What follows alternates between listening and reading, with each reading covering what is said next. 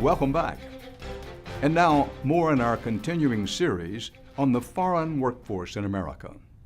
It's a workforce that business leaders and lawmakers say this country needs to compete and create jobs. These workers are brought here legally on a federal work visa system that is especially controversial today because millions of our fellow citizens are out of work. 2 weeks ago on this program, we brought you the stories of 4 American tech workers who say this corporate visa system isn't creating jobs, it's undercutting American workers. This is not fair. I want a chance to compete for a job in my own country. They think that it's cheaper to bring in guest workers. I'm not suggesting they did anything illegal. I'm just suggesting what they are doing is hurting this country. Tonight, we're going to get a glimpse of this corporate visa system from a very different perspective. My name is Shashi Raj Jeripotula, and Raj is my short name. Everyone calls me Raj. Raj is a software engineer in Santa Clara, California, where he lives with his wife and 2 kids. He recently invited us to spend a Saturday with him and his family. My son, he has drawn a passion for computers right now, so when he gets elder, maybe at later age, he said that he would like to become very much a software engineer like me. My daughter wants to become a veterinary doctor. Raj came to this country 6 years ago on what's known as an H-1B visa, designed for highly skilled workers. Akshay, got your belts on? The idea is that when companies want to attract the world's best and brightest talent to America, they first bring them into the country using H-1B visas and put them on the path to citizenship. I was born in India.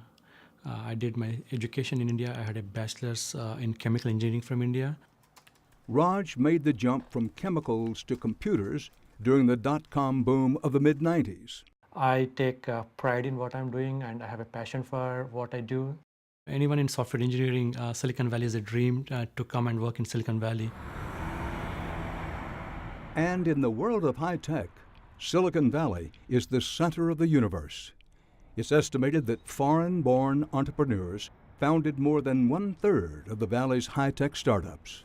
And thousands of immigrants who have settled here first arrived as H-1B visa workers like Raj. Of the tens of thousands of new H-1B workers brought into the country every year, nearly half are from India.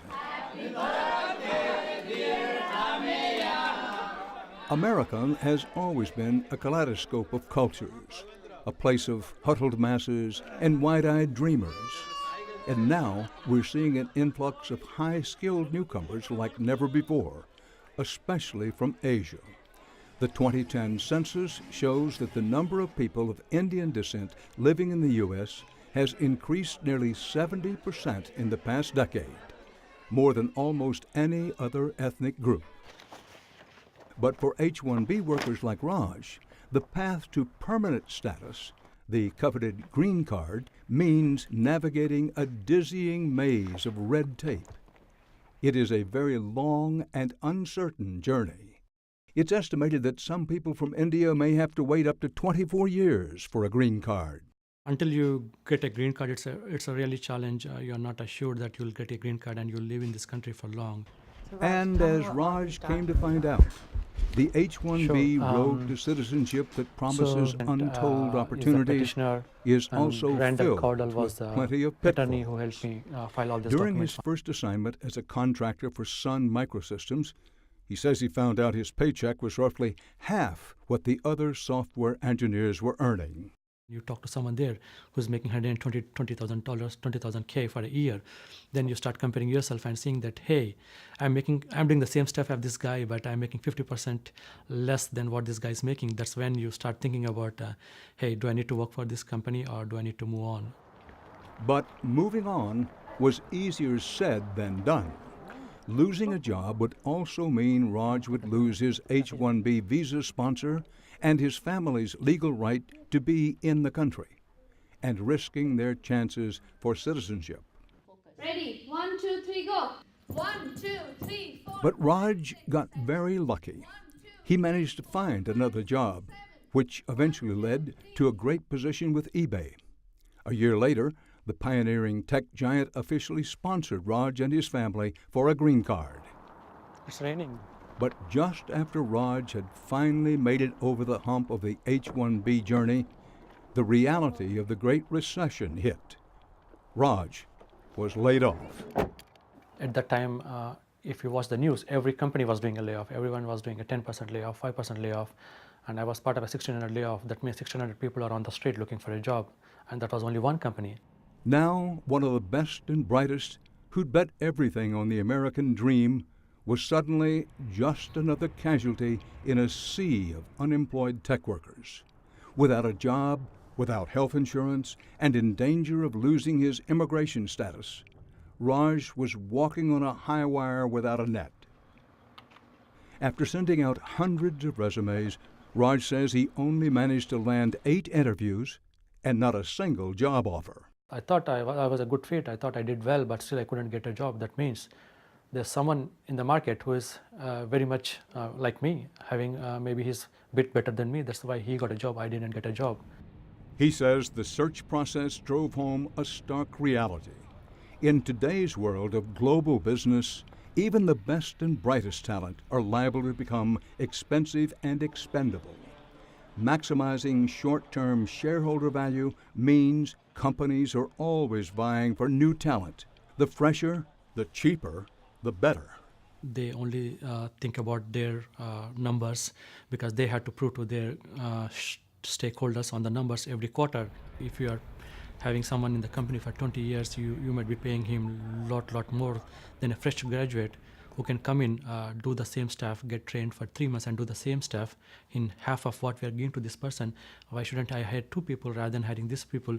So I can understand their mindset, but that's how the competition is right now. But meanwhile in Washington, business groups have continued to push Congress to increase the flow of high-skilled foreign talent coming to our shores. Making the case in a recent hearing in the House of Representatives was Bo Cooper, Policy Counsel for Compete America. That's a coalition of leading H-1B employers such as Microsoft, Intel, and Cisco. If we're to attract the bright minds from around the world that will help U.S. employers keep jobs in this country, grow more jobs for U.S. workers, and remain the world's innovation leaders, a robust and effective H-1 program is essential. Essential, even though, according to industry data, the great downturn left upwards of 200,000 tech workers across the country unemployed. How many of those people were working on visas or green cards is anybody's guess. Raj did eventually find a job, a position as a software engineer with Verizon. But he says getting laid off forever changed him. Now nights and weekends are spent at the computer, learning new coding languages, making sure he keeps his skills sharp. He says he knows that regardless of where you work or where you're from, the era of job security has given way to a contest of survival, and workers can never get too comfortable. There was a time when people used to join a job. Even if I look back to India, where my father, he did in his whole life, he did only one job. He went to a job, he retired in the job. It's like a personal advice to everyone out there is don't assume that you will be going to stick up into this job for long. Don't be surprised if you have a pink slip standing on your cube. Next day you go into a job. It has been very difficult, Raj says, seeing so many of his American friends and colleagues out of work. First of all, I am sorry for them. When I talked to that person, I very much felt sorry because this could happen to anyone. It could happen to me. Today I have a job, but I could be in a similar situation. I might be a citizen at that time, and I could be a similar situation, so it could happen to me also. You have to practice, right? I practice. Despite all the uncertainty, Raj says he's still hoping to get his family permanent status, move into their own house, and make America their home. But if, for whatever reason, their high hopes collapse here in the U.S., Raj says he's prepared to go where he needs to go to support his family, wherever the work may take him. It's all part of a brave new world of work. Clearly, it's not just American citizens who are struggling to compete in today's job market. We've talked to other H-1B workers across the country who say they are increasingly finding themselves displaced by foreigners brought here on other visas. Every year, companies are importing hundreds of thousands of visa workers on an alphabet soup of programs that have fewer rules and less oversight than the H-1B. We're going to continue reporting on this issue, and we want to hear from you, other visa workers and citizens out there. Tell us about your story. Send us your comments to viewer@hd.net.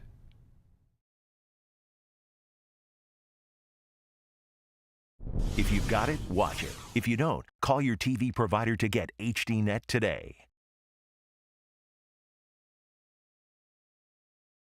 Workforce that business leaders and lawmakers say this country needs to compete and create jobs. These workers are brought here legally on a federal work visa system that is especially controversial today. It's undercutting American workers. This is not fair. I want a chance to compete for a job in my own country. They think that it's cheaper to bring in guest workers. I'm not suggesting they didn't. Because millions of our fellow citizens are out of work. 2 weeks ago on this program, we brought you the stories of 4 American tech workers who say this corporate visa system isn't creating jobs.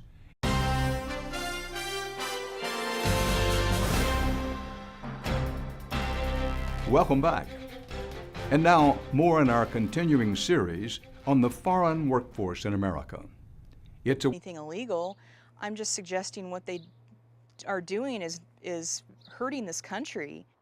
Tonight, we're going to get a glimpse of this corporate visa system from a very different perspective. My name is